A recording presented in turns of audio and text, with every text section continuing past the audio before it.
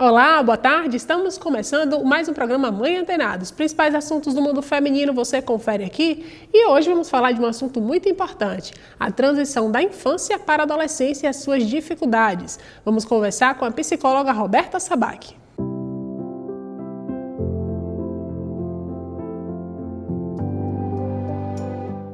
Roberta, muito obrigada pela sua presença aqui hoje. Eu que agradeço mais uma vez estar aqui. Mais uma vez aqui no Mãe Antenada. Sabendo dessa transição da infância para a adolescência, quais os principais desafios que acontecem nessa transição e como lidar com esses desafios em relação aos pais? Acho que a gente pode pensar numa instância que é a transição para o próprio sujeito, né? Que sai da infância e vai para a adolescência, com as transformações que são próprias do desenvolvimento biológico mesmo. As transformações corporais, as escolhas, o comportamento, os aspectos psíquicos que estão ali num boom de transformação. Isso naturalmente vai afetar a performance desse sujeito no mundo. E os pais, a família, é diretamente afetada com isso. Talvez para os pais o grande desafio seja aceitar essa transição, porque na infância os pais estão ali fazendo uma espécie de gestão, de controle ali, né, da vida dos filhos. Eu vou usar essa palavra no sentido de escolha de roupa, se vai ou se não vai, se gosta ou se não gosta, o que vai comer, o que não vai. Então isso dá uma certa segurança, mesmo com os desafios que são próprios da infância. Mas a gente vive um luto importantíssimo com essa passagem para a adolescência, porque é um momento em que a gente deixa de ser as grandes figuras de admiração dos nossos filhos, eles começam a fazer relações com outras pessoas, começam a enxergar os nossos defeitos ali, a criticar um pouco essas características, e isso faz com que a gente tenha a sensação de estar deixando os nossos filhos escaparem pelas mãos. Às vezes isso traz conflitos muito importantes na relação e com riscos que fazem parte de, e aí, vamos nos afastar deles, deixar que eles conquistem esse momento da vida deles de uma forma mais autônoma, ou a gente vai fazer aquela tutela, assistir ali, né, de longe e aparecer de forma mais incisiva quando for necessário. Então, eu acho que a grande questão é esse luto que a gente vive na passagem da infância para a adolescência na vida dos nossos filhos. A gente percebe que essa fase da adolescência, eles ficam mais calados. Quando na infância era conversando demais, muito falantes, e depois isso se fecha. Sim. Por que isso acontece? Primeiro, a adolescência é uma fase em que esses adolescentes estão encontrando uma forma de estar no mundo, né? A partir das próprias referências deles. Então, o pertencimento, ele é visceral na adolescência, como se eles apostassem tudo para pertencer a determinado grupo. Isso traz riscos importantes, né? Porque a gente não sabe necessariamente que tipo de adaptação ele vai fazer da essência, da personalidade dele para se encaixar. E, às vezes, eles não estão ali mesmo entendendo o que está se passando dentro deles. Essa confusão, essa dificuldade de entender os sentimentos, hora está feliz, hora está triste, tudo no mesmo tempo, né? Então, a tendência a se calar parte um pouco disso, dessa dificuldade de compreender o que está se passando dentro deles. Nem todos os adolescentes vão performar do mesmo jeito. Sim. Alguns vão continuar sendo falantes e vão participar de uma forma mais incisiva, mas é uma característica que a gente observa muito. E é importante que a gente não deixe de estar e se fazer presente na vida deles. A gente, em relação à escola, essa parte aí da adolescência, os pais, eles parece que somem um pouco. Essa é uma reclamação das escolas, inclusive. Qual a importância dos pais estarem presentes também nesse espaço escolar? Eu digo sempre, e é verdade, o Fundamental 2 nas escolas, se a gente for em todas, vão dizer que os pais somem um pouco nesse período, né? Porque acham que aí é com os filhos, administrar essas demandas. Já é também um momento em que os assuntos são mais difíceis, os pais já não conseguem ali ajudar tanto na matemática, né? Enfim, mas é fundamental que a gente não perca de vista a importância dessa tutela nossa. É uma espécie de brincar de esconde-esconde, né? Aparecer no momento que é necessário e sair de cena para que eles possam aparecer em outros momentos. Então, assim, dar um perdido na mochila, conferir as atividades todos os dias, não é sentar ali necessariamente para fazer. Óbvio que se for necessário é importante, mas assim, de uma certa forma, dar essa autonomia, mas uma autonomia assistida, para que eles possam, aos poucos, conquistando essa autonomia de uma forma mais saudável mesmo. Em relação à demonstração de carinho, na infância eles são muito pegajosos, eu te amo mamãe, eu te amo papai, tem essa demonstração de carinho de forma sempre recorrente. Sim. E chega na adolescência, não tem essa demonstração, apesar dos pais acreditarem que são amados pelos filhos. Sim, Como é que funciona essa questão sentimental dos adolescentes? Acho que quem assistiu Divertidamente vai conseguir perceber isso claramente, né? É um momento em que a ilha da família fica lá, né, bem pequenininha, e a ilha da amizade enorme. Então, de fato, é um momento em que eles vão priorizar esse momento do social, né? Onde eles vão se encontrar mais, onde eles vão se identificar com as características deles. Então, de uma certa forma, essa demonstração infantilizada de afeto, vamos dizer assim, né? Levar na sala, descer do carro, dar um beijo, dar um abraço, é uma espécie de, tipo, químico, né? Da geração anterior. Então, é importante que a gente respeite, né, esse movimento, não ser tão invasivo, mas também não demonizar a demonstração de afeto. Dizer assim, filho, para mim é importante lhe dar um abraço, para mim é importante lhe dar um beijo, mas fazer isso dentro de uma certa reserva para que eles não se envergonhem tanto. Então, a vergonha é muito forte nesse momento. É um momento em que a aparência física está muito falante aí nesse momento da vida deles. Então, é importante que a gente tenha uma certa prudência, mas que não deixe de demonstrar os afetos para que eles entendam que isso também é importante. Essa fase da adolescência, acho que é uma mistura de hormônios, né? Tanto do crescimento, como você falou, quanto também do pertencer. Essa questão já de começar a cobrança, o que você quer ser quando crescer. Então, qual a importância dessa conversa com os pais para poder dar um caminho melhor para os filhos? Eu sempre defendo que o diálogo é uma mão na roda na adolescência. E o diálogo, ele não precisa ser palestrinha, como dizem os adolescentes, né? Não é lição de moral. A gente precisa sair um pouco da cadeira do saber. Eu sou pai, eu sou mãe, eu sei de tudo, eu já vivi. Ok, nós já vivimos, já quebramos a nossa cara e a gente precisa também permitir que os nossos filhos vivam esses processos. Obviamente, vamos ficar ali de camarote, observando os riscos que são possíveis para que a gente possa ajudar eles a ir em busca de novos caminhos. Mas, assim, eu sempre defendo de que a gente é feito de histórias. Né? Então, sentar com os nossos filhos para que a gente conte a nossa história, para que a gente conte, por exemplo, a nossa escolha profissional, como a gente chegou até ali, por que a gente faz isso hoje, qual é a nossa relação com o trabalho. Isso vai ajudando eles a construírem uma ideia de futuro que seja uma ideia esperançosa. O que eu tenho visto muito nos adolescentes é uma espécie de medo do futuro, uma resistência a viver esse mundo adulto, porque a vida adulta é sempre muito dura, contada para eles de forma muito dura. O trabalho uma espécie de quero adiar essa experiência e talvez isso tenha um pouco a nossa responsabilidade, sabe? Nossa geração foi uma geração aí do pós-guerra que viveu uma relação com o trabalho da produtividade, de que a gente precisava sair para trabalhar, para produzir. Essa é uma geração que vive um outro cenário. A gente precisa contar para eles que é do suor do trabalho que a gente vai viver, né? E contar boas histórias. Não é porque viver aquele discurso ameaçador, você vai ver quando você for adulto, mas ajudar eles a construírem a ideia de que para a gente ter o que a gente tem, a gente precisa trabalhar. A gente, como o cenário do mercado de trabalho está apontando, levar os nossos filhos para os nossos espaços de trabalho, né? Eu acho que é colocar eles na cena para eles entenderem a naturalidade dos processos. Isso vai, sem dúvida, ajudar eles lá no futuro próximo fazer escolhas mais assertivas em relação ao futuro deles. Quando deve começar essa conversa? Essa conversa deve começar quando acontece alguma coisa ou simplesmente quando o pai acha que tem alguma coisa de errado? Porque às vezes o adolescente ele não dá sinal de quando você entrar. Quando é que o pai deve sentir a vontade para começar uma conversa como essa? Eu sinto que, assim, a segunda metade do Fundamental 2, né, lá pro 8º, 9º ano, a própria escola já vai fazer um pouco desse trabalho, né, de contato deles com esse mundo, esse mercado de trabalho. Isso já vai fazer parte do cenário deles. Então, é aí que a gente vai pegar o fio da meada para poder conversar com eles. O ensino médio traz o Enem como um momento, e agora, nessa semana, começaram as inscrições para o Enem. A gente está aí nesse momento de ajudar eles a simularem uma prova, a viverem essa realidade do que é ingressar na universidade. Então, esses papos são sempre importantes e oportunos, né?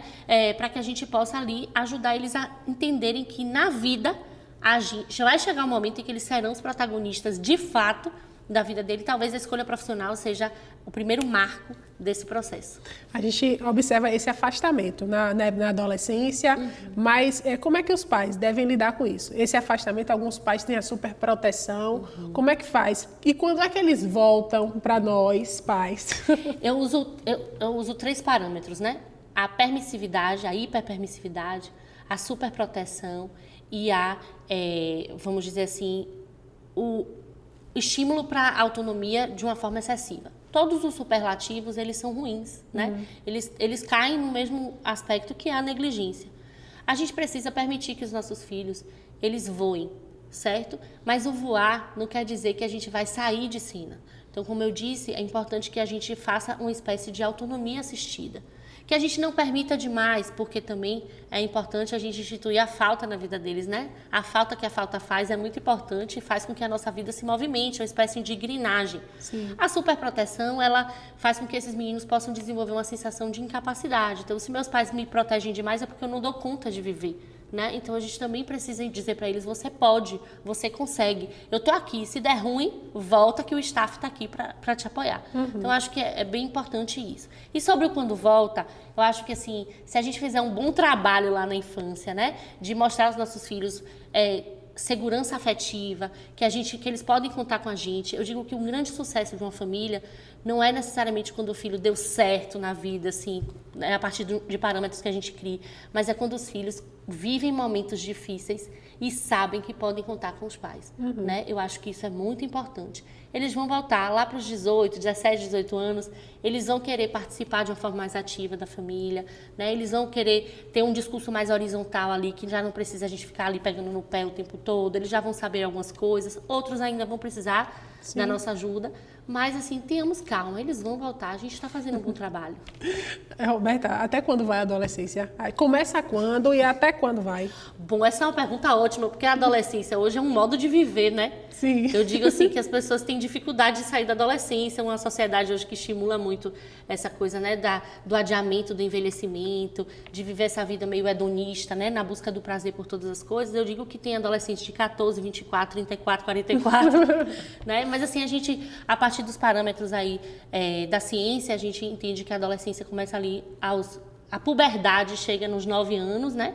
Quando, de fato, há essa ruptura entre a passagem da infância para a adolescência, os hormônios começam ali a aparecer de uma forma mais incisiva. Em termos de comportamento, a partir dos 10, aí até os 24, a gente está entendendo que a transformação cerebral, né, está acontecendo de forma que eles possam fazer escolhas mais assertivas, menos impulsivas, mais prudentes mesmo, né? Mas é verdade que nós somos sujeitos individuais e cada um vai viver a partir do contexto, a partir do próprio desenvolvimento, essa realidade de uma forma de cada uma, né, individual. A adolescência para as meninas e para os meninos é diferente ou é tudo igual? Então, acho que tem diferença, sim, né, a partir do que a gente vive em cenários sociais. Eu acho que, assim, o lugar da menina, da mulher hoje na sociedade, a gente faz com que a gente possa viver uma realidade da adolescência hoje que precisa ser, de fato, assistida. Estamos falando disso o tempo todo, a misoginia, né, os próprios grupos aí, Red Pill, tudo isso que a gente vem falando, que tem trazido uma dificuldade desses garotos aceitarem mesmo, né, a lida com os nãos que fazem parte da vida. Então, a partir daí, eu já entendo que a vivência feminina da adolescência é diferente, mas existem aspectos que vão ser comuns mesmo, né? Assim, fora as questões biológicas, que são do próprio corpo, as mudanças, menarca, o movimento, a poluição noturna, né? Sim. Do garoto. Então, tem questões que são mesmo do gênero, mas vão viver os desafios da adolescência aí de forma parecida e a gente vai acolher na nossa casa o que aparecer para a gente e lidar com essas circunstâncias, né? Doutora, eu vou fazer o seguinte, daqui a pouco a gente volta, vou para o intervalinho, a gente vai falar sobre uso dos celulares e adolescência. Já já.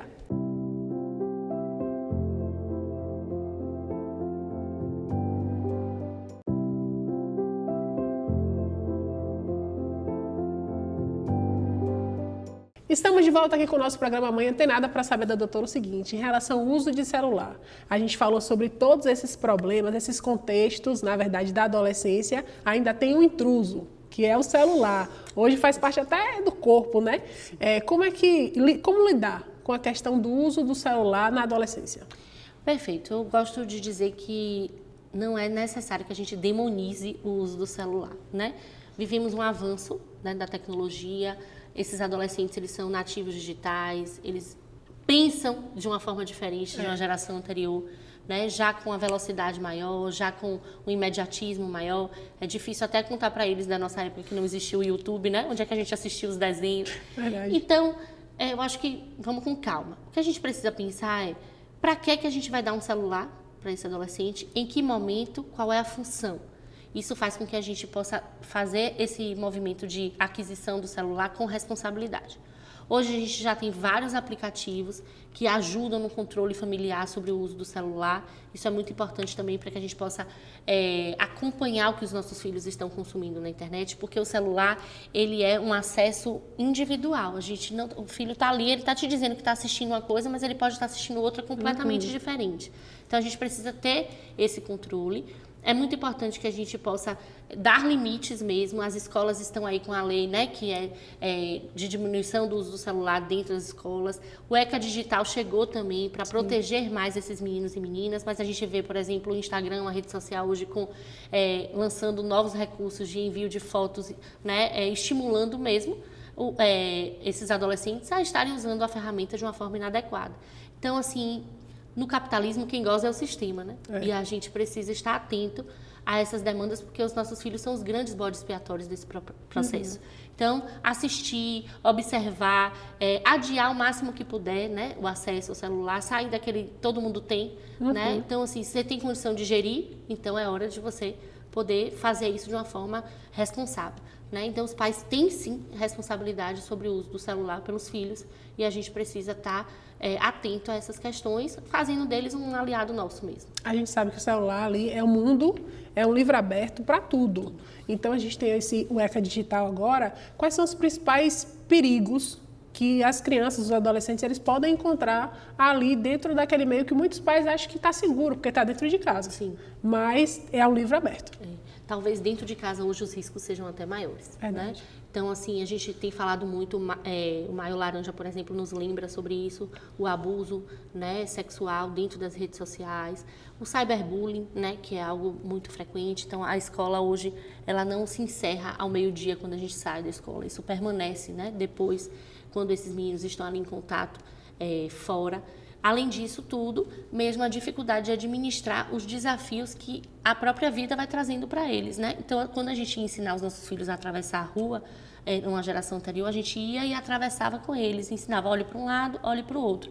Hoje, os pais, eles não têm tanto domínio do que as ferramentas estão ali oferecendo. Então, é importante que a gente possa estudar mesmo, que a gente possa buscar informações, que a gente possa dizer para eles que, apesar de não estarmos ali o tempo todo, a gente sabe de quais riscos eles correm, porque de fato são muitos, né? As pressões emocionais que eles vivem dioturnamente nos jogos, no Discord da vida, né? De todos esses aplicativos, o Roblox, por exemplo, que viveu aí um processo de cuidado em relação a isso. É real, e eles estão jogando jogos ali e estão vivendo tudo isso de uma forma muito intensa. Então, é fundamental que a gente possa proteger os nossos filhos disso. E a gente só consegue fazer isso se a gente se apropriar, e não é necessariamente saber de tudo, mas é entender que nós continuamos sendo os adultos da relação e que a gente precisa proteger os nossos filhos desse cenário.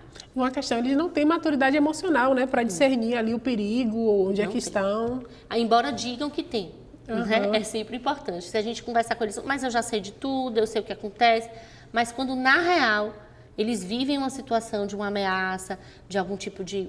Recentemente um paciente meu viveu um golpe, né? E o cara estava ali ameaçando, eu vou na sua casa, né? Óbvio que aquilo não ia acontecer, mas um marmanjo de 16 anos estava ali morrendo de medo e foi na madrugada acordar a mãe para poder pedir ajuda. Sim. Que bom que ele foi, né? Mas muitos deles não irão, porque não se sentem confortáveis, não se sentem seguros de partilhar isso.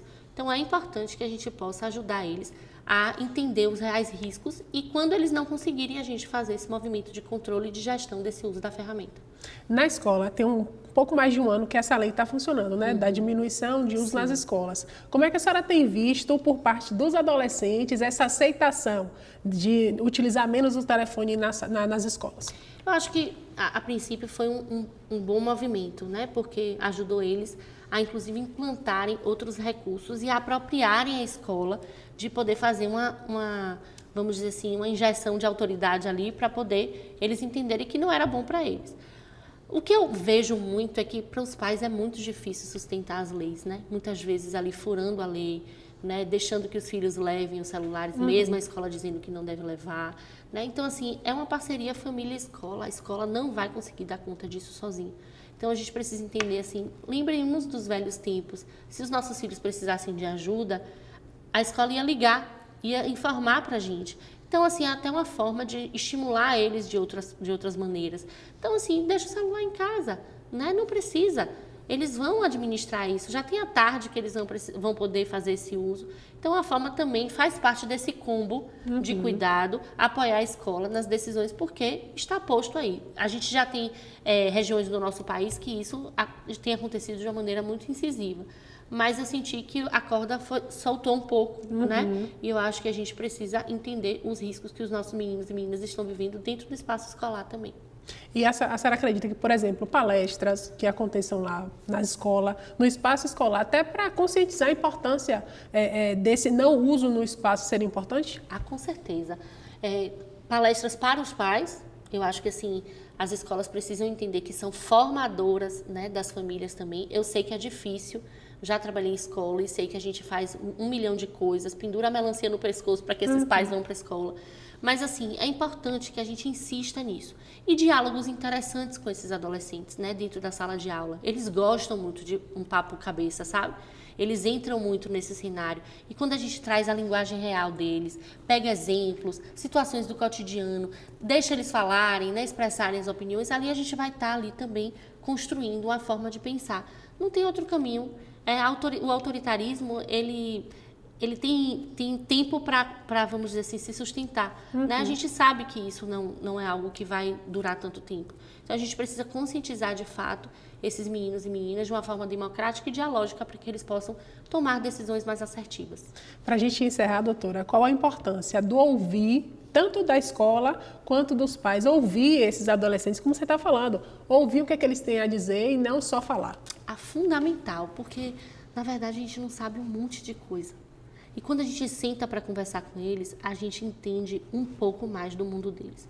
Então, é o nosso papel escutar, compreender, amar eles e ajudar. Né? Não tem outro caminho. E isso só se faz com humildade, reconhecendo o nosso lugar de autoridade, mas também mostrando para eles que ouvir um pouco do universo vai ajudar a gente também a contribuir com o processo de formação deles. Doutora, muito obrigada pela sua presença aqui hoje. Até uma próxima aqui no Manhã Antenada. Estou à disposição. Obrigada pelo convite. E assim, portanto, encerramos o nosso programa Manhã Antenada. Os principais assuntos do mundo feminino você confere aqui.